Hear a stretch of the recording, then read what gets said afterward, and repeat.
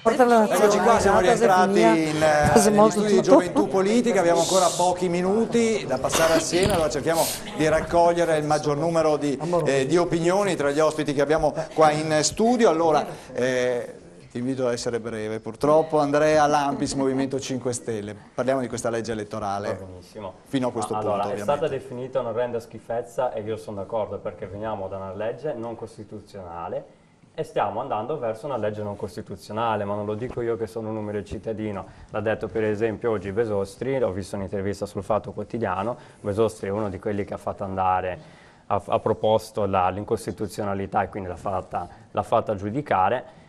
Ci sono comunque, a parte che vabbè, le liste bloccate, che anche se sono più piccole rimangono liste bloccate, non si dà comunque la possibilità al cittadino di scegliere il proprio candidato, e poi il premio di maggioranza comunque è abnorme. E questo è un vizio di incostituzionalità secondo la Corte Costituzionale. Quindi insomma, così com'è è da bocciare. Così com'è è anche quasi anche peggiorata. Jacopo Silva, per te dovevano esserci le preferenze? Sarò molto breve. Dobbiamo fare in modo che i politici che vengono eletti sentano quasi scottare la loro sedia, capendo che sono lì solo grazie ai cittadini ed ai cittadini che devono rispondere. Se non introduciamo qualche cosa per cui questi capiscano che è la gente che li ha mandati lì e alla gente appunto devono restituire ciò che fanno, sempre invece saranno distanti, non verranno nel territorio, non consumeranno le loro scarpe sui marciapiedi come vorremmo. Quindi secondo me ci vogliono le preferenze. Dico di più, la legge invece del comune, pensi quanta gente in tutti i comuni sa come si chiama il sindaco, sa come si chiamano i consiglieri, sente vicina la figura del sindaco perché la ricorda, l'ha votata, e il sindaco sa che ai cittadini deve rispondere. Quanto diverso è?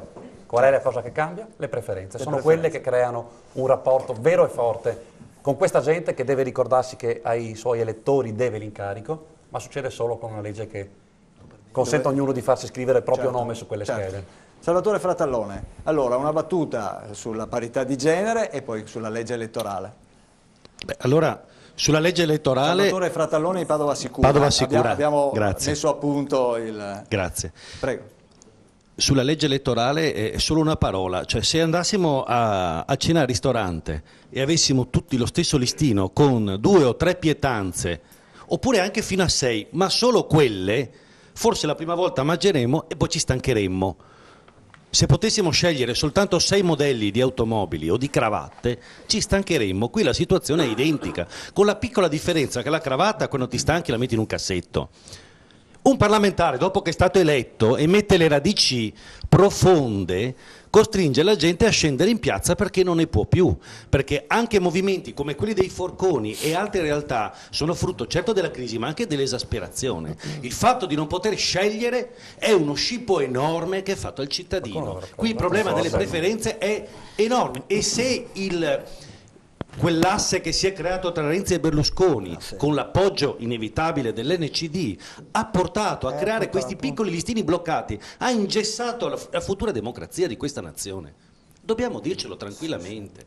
Ed è una cosa gravissima. E creare uno sbarramento al 37% vuol dire che quasi nessuno potrà superare quella soglia, e ci saranno grossi partiti, quelli che da solo, senza andare in coalizione, non raggiungono l'8, che diventeranno tutti movimenti extraparlamentari, con scontri di piazza. Stanno cercando di creare una situazione paradossale. E attenzione, l'NCD e la minoranza del Partito Democratico, guardatevi l'articolo della Stampa uscito online prima, ha preteso che non fosse fatto nulla per il Senato. E se per caso si va a votare, con che cosa si va a votare al Senato? No, il si va Senato a viene votare abolito. con il cosiddetto consultellum, la consulta, cioè la pronuncia della Corte Costituzionale, cioè attenzione, un sistema proporzionale puro con le preferenze. Cioè sarà un minestrone incredibile, che si va assolutamente verso l'ingovernabilità, e l'hanno fatto apposta per allontanare le elezioni. Noi cittadini queste cose non possiamo accettarle, e questo è il primo ragionamento. Per quanto attiene poi viceversa alla questione donne, ho notato un miglioramento indubbio. Io vi mostro questa tabella, è stata scaricata prima sul sito del Ministero. Vedete che ci sono i 34 stati europei e l'Italia nel governo Letta, che è lo schema questo in alto, occupava una posizione che era 23esima per presenza di donne nell'asset di governo. Con il governo Renzi siamo saliti in 12esima posizione, che non è male, è un bel segnale. Quindi io concordo con coloro che prima hanno detto che bisogna assolutamente favorire con attività collaterali le donne ai blocchi di partenza, dopodiché chi merita va avanti. Non è vero che non ci sono quote rosa però nella nuova legge elettorale, perché c'è l'obbligo del 50% e 50%. L'unica cosa è che ci potranno essere 2 uomini consecutivi in quel listino da 3 o da 6, cioè ci potrebbero essere uomo-uomo, donna-uomo-uomo, o viceversa. Quindi dire che non ci sono le quote rosa è una boiata. Grazie. Ti fermo. Professor Casen, lei sulla legge elettorale che idea si è fatto? No, io sono spaventato dal silenzio di Napolitano. Siccome di solito parla sempre su tutto e dà consigli e sprona e tira, eccetera, questo silenzio della legge elettorale mi lascia un po' allibito. Ma mi domando, quando arriverà, perché dovrà firmarla lui, cosa farà? Cioè la firmerà o la rimanderà alla Corte Costituzionale? Questa è la domanda. La rimanda sicuramente alla Corte. Credo che sia estremamente imbarazzante, visto l'input che ha dato a questo governo e la volontà di portarlo a una certa termine. E quindi cosa succederà? Io credo che sia una legge ingiusta, cioè la sovranità popolare è stata cancellata completamente e sono i principi fondamentali della democrazia. Se superiamo questo perché il cittadino non è in grado di scegliere, evitiamo di votare. Cioè eliminiamo le votazioni perché se qualcuno ci deve portare per mano a votare, allora non ha più nessun senso.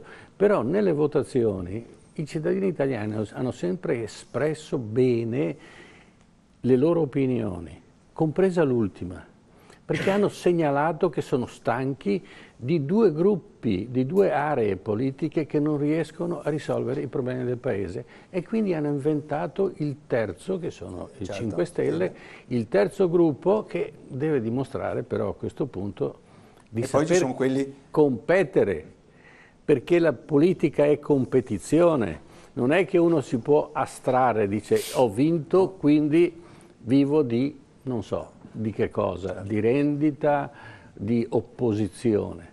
Io credo che Grillo e naturalmente tutti quelli che partono di questo devono imparare a misurarsi, anche a sbagliare, perché non è sempre si prendono decisioni giuste, si prendono anche decisioni sbagliate, però la capacità di correggerle in tempo e di riportare la politica a quella che è la vivibilità del Paese. Certo, grazie. C'è un giovane anche che voleva intervenire, se gentilmente ci dici il tuo nome, tu Lega Nord, no? Alessandro, Lega Nord di Padova. Mi fa piacere che ha ricordato l'editore che Napolitano forse non è mai intervenuto su questa legge elettorale, su questa riforma della legge elettorale, ma io ricordo un'intervista a Berlusconi in cui disse che con Renzi si erano messi d'accordo per mettere la soglia al 35% e con un intervento di Napolitano volle mettere la soglia al 37%. Volevo sapere se qualcuno si ricordava di questa dichiarazione di Berlusconi. Grazie. Adesso passiamo all'altra parte. Allora, abbiamo Giulio Rigato del Partito Democratico, allora dobbiamo parlare un po' di questo problema delle preferenze, come hai sentito è un malessere abbastanza trasversale, no? Sì, io davvero ho sentito una retorica sulle preferenze come se fossero la panacea di tutti i mali, che davvero non condivido assolutamente. Io mi chiedo se conosciamo questo paese, se lo conosciamo bene, se sappiamo che l'Italia è lunga, che l'Italia va da Belluno fino a Palermo e se sappiamo cosa sono state le preferenze in questo paese in un recentissimo passato e quali problemi esse rappresentano e portano ogni qualvolta vengono portate. Quindi poi chiunque sa come funziona un partito sa come anche i partiti governano le preferenze, organizzano il voto, quindi non è per nulla vero che con le preferenze si dà tutta I partiti non organizzano le preferenze. Il tuo partito parla per il tuo partito. Che hanno le spalle larghe sanno come organizzare una campagna elettorale, portare a casa le preferenze e non tutti i candidati lo possono fare. Ad esempio come D'Alema.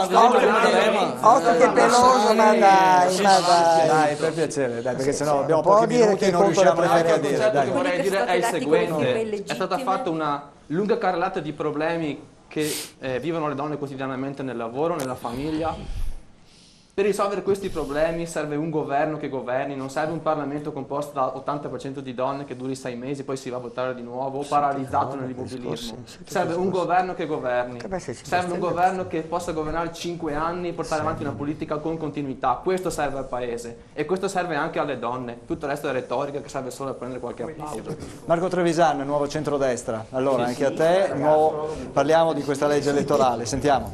Sì, questa legge elettorale sicuramente potrebbe essere fatta in maniera migliore, spero anzi che al Senato possa essere modificata. Spero vivamente che introducano anche le preferenze, non totalmente ma una buona parte ci siano anche le preferenze, altrimenti si perde il contatto con l'elettore. Abbiamo degli elettori, degli deputati, senatori andati a Roma e poi nel territorio si vedono spesse volte molto poco, purtroppo. E questo è il concetto fondamentale.